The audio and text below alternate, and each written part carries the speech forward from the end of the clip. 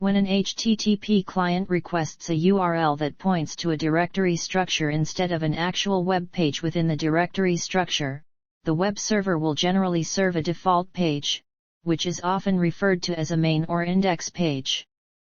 A common file name for such a page is index.html, but most modern HTTP servers offer a configurable list of file names that the server can use as an index. If a server is configured to support server-side scripting, the list will usually include entries allowing dynamic content to be used as the index page, even though it may be more appropriate to still specify the HTML output, as this should not be taken for granted.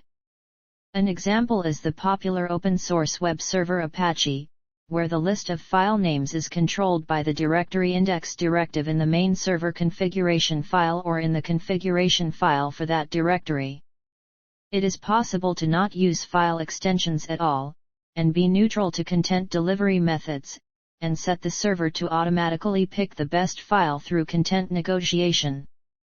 If the server is unable to find a file with any of the names listed in its configuration, it may either return an error or generate its own index page listing the files in the directory.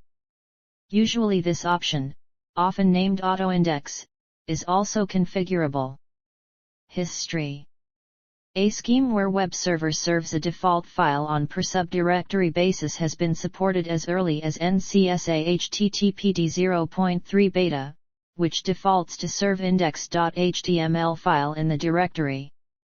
This scheme has been then adopted by CERN HTTPD since at least 2.17 beta, whose default supports welcome.html and welcome.html in addition to the NCSA-originated index.html. Later web servers typically support this default file scheme in one form or another. This is usually configurable, with index.html being one of the default file names.